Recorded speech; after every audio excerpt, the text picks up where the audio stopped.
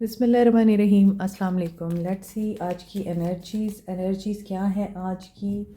हम soul messages के through देखेंगे कि आपके पर्सन्स क्या कहना चाहते हैं आपको।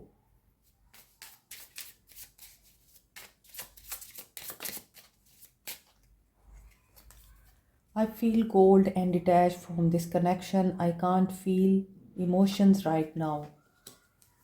आप लोग कोल्ड हैं, डिटैच्ड हैं, इमोशनली भी आप लोग अनअवेलेबल दिखते हैं। I am seeing someone but I am not ready for you to know about them yet. आप इनसे कुछ छुपा रहे हैं या आप इनको कुछ बताना नहीं चाहते और मे बी आप अब आगे बढ़ रहे हैं। जो पीछे रह गया अब उसको पीछे छोड़ देना चाहते हैं और नए लोगों के साथ आप अपनी लाइफ को स्टार्ट करना चाह रहे हैं, नए एक्सपीरियंसेस करना चाहते हैं, नई जगहों पे जाना चाहते हैं। और I have many regrets that keep me from moving forward. और आप माजी में जो लर्न कर चुके हैं लेसन्स को, एक्सपीरियंसेस को, उनके अकॉर्डिंग आप लोग अब रिग्रेट में नहीं जाना चाहते क्योंकि आप ऑलरेडी इतने ज़्यादा ब्लॉक्ड हैं कि आप आगे बढ़ते भी हैं तो भी आपको पीछे कुछ ना कुछ याद आता है, आपको माजी से कोई ना कोई बात हॉन्ट करती है और आप लोग बेशक अपने आप को एक चांस देना चाहते हैं, आप न्यू बिगनिंग भी करना चाहते हैं या आप किसी और के साथ स्टार्टअप लेना चाह रहे हैं, but you are not in a position कि आप उसको पूरी तरह फुल्ली एक्सेप्ट कर सकें। और ये इसी वजह से है क्योंकि आप ऑलरेडी एग्जॉस्ट हैं, आप ऑलरेडी हो सकता है थक गए हैं, अनबैलेंस रहे हैं, आप लोगों को बहुत ज़्यादा ब्लेम किया गया है, आप लोगों को टॉन्ट किया गया है, आपका कॉन्फिडेंस शैटर्ड किया गया है। दैट्स वाई आपको बहुत सारे रिग्रेट्स हैं।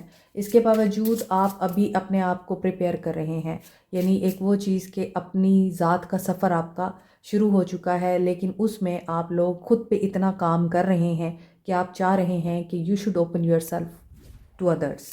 तो अभी इस इंसान की एनर्जी देखते हैं जिसके लिए आप ये रीडिंग देख रहे हैं। और I think of you at night when the world is asleep and my mind is awake. ये पर्सन याद करता है आपको रात के टाइम पे, मिस करता है आपको।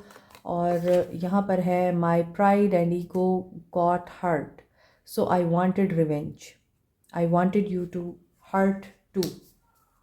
ये पर्सन आपको जानबूझ के हर्ट कर रहा है और इनकी ईगो हर्ट हुई है, आपने इनको ट्रिगर किया है या फिर आपने इनके प्राइड पे टांग मारी है। आई मीन हो सकता है आपने इनको रियलिटी चेक दिया है, आपने इनको बाउंड्रीज़ बताई हैं या आपने इनको शटअप कॉल दी है। किसी सिचुएशन में आपने इस इंसान को नो बोला है जिसकी वजह से ये बंदा आपके साथ रिवेंज में है और इस रिवेंज में ये पर्सन आपको हर्ट कर रहे हैं, याद करते हैं, लेकिन इनकी ईगो इनके इमोशन से ज़्यादा बड़ी है। My focus is on my life, I can't be bothered to worry about you. See they are focusing on their life so why should not you. आप क्यों नहीं फोकस कर सकते अपनी लाइफ पे? आप क्यों नहीं अपने बारे में सोच सकते? आपको भी पूरा फ्रीडम है कि आप अपने बारे में जो अच्छा है और जो आप अच्छा समझते हैं वही करें। You have become too difficult for me to handle, that's a big turn off. जब आप किसी की डिज़ायर पूरी नहीं कर सकते, जब आप लोग अपना वादा वफा नहीं कर सकते, तो फिर आप यही कहते हैं कि you are too difficult, you are too complicated. और ये इंसान आपसे यही कह रहा है कि आप इनके लिए मुश्किल हैं, आप इनके लिए कॉम्प्लिकेटेड हैं या आपको हैंडल करना मुश्किल है, इसीलिए ये सारा इल्ज़ाम आप पे लगा रहे हैं। I am embarrassed bye my actions and feel disgusted with my self. अब ये एम्बेरस्ड भी होते हैं, अच्छा ज़मीर इनका ज़िंदा है, इसका मतलब है कि अगर ये गलत करते हैं तो इनको बुरा भी महसूस होता है, लेकिन ईगो जीत जाती है और रिश्ते हार जाते हैं। I don't feel guilty for how I treated you, my ego is too big to care. Whenever I give you messages जो बाद में कार्ड्स में निकल के आते हैं, that is the big sign कि आपकी रीडिंग सही डायरेक्शन में जा रही है। अब इनकी ईगो इतनी बड़ी है कि इन्हें आपकी याद आए तो भी कोई मसला नहीं है, इन्हें एम्बेरसमेंट फ़ील होती है तो भी कोई मसला नहीं है, और ये कार्मिक डेट्स में हैं तो भी इनको इशू नहीं है क्योंकि ईगो आप लोगों को जिता तो देती है मगर आपकी ज़िंदगी से सब रिश्तों को हरा देती है।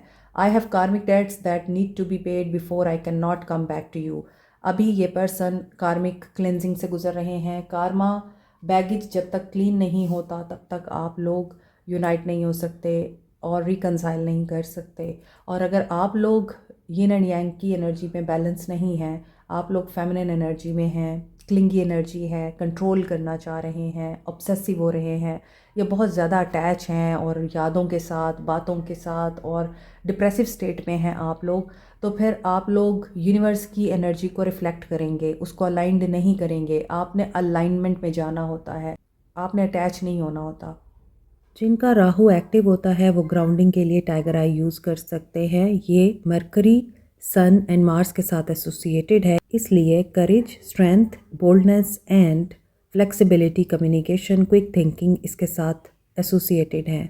For good luck, expansion, growth and wisdom, wealth के लिए आप येलो सिट्रीन यूज़ कर सकते हैं। जुपिटर इसके साथ एसोसिएटेड है। Scorpio, Aries, Leo and Librans इसे यूज़ कर सकते हैं। पायराइट को सन एंड मार्स के साथ एसोसिएट किया जाता है। इसका ज़ोडिक साइन है लियो। इसके अलावा स्कॉर्पियंस, एरीज एंड कैप्रिकॉन्स भी इसको यूज़ कर सकते हैं। Power, self expression, leadership qualities के लिए, और ये आपका कॉन्फिडेंस एनहेंस करता है, विल पावर एंड क्रिएटिविटी को डेवलप करता है। As a stone of wealth, ये आप रॉ फॉर्म में या रिंग की फॉर्म में भी यूज़ कर सकते हैं। एमेथिस्ट, पाइसिस और एक्वेरियंस यूज़ कर सकते हैं। ये सैटर्न, यूरेनस एंड नेपच्यून के साथ एसोसिएटेड है। पर्पल कलर पे होने की वजह से ये रॉयल्टी एंड वेल्थ को भी रिप्रेजेंट करता है। इसके अलावा ये डायमंड की रिप्लेसमेंट के तौर पे यूज़ किया जाता है। एमेथिस्ट रूहानियत को स्ट्रेंथन करने के लिए, मनफी तवानाई को रिमूव करने के लिए और किसी एडिक्शन को ख़त्म करने के लिए बहुत ही इफ़ेक्टिव है। रोज़ क्वार्ट्स को Libra, Taureans and scorpion use कर सकते हैं। वैसे तो तमाम साइंस ही तमाम स्टोन्स को यूज़ कर सकते हैं। Rose quartz universally stone of love कहा जाता है, सेल्फ लव के लिए और अनकंडीशनल लव के लिए। पेरीडॉट को चक्रास की बैलेंसिंग के लिए, इमोशनल एंड स्पिरिचुअल हीलिंग के लिए, स्किन की हीलिंग के लिए, लव को अट्रैक्ट करने के लिए यूज़ किया जाता है। Peridot Capricorn, Sagittarius and Gemini use कर सकते हैं। पेरीडॉट के बेस्ट कॉम्बिनेशन में है amethyst and rose quartz. Professional jealousy को ख़त्म करने के लिए, लोगों के हसद से बचने के लिए, नेगेटिव एनर्जीज़ एंड ईवल आई को रिमूव करने के लिए आप मिल्की क्वार्ट्स और ग्रीन एवेंचुराइन यूज़ कर सकते हैं। मोर ओवर ग्रीन एवेंचुराइन को लव अट्रैक्ट करने के लिए, रिलेशनशिप हील करने के लिए भी यूज़ किया जाता है।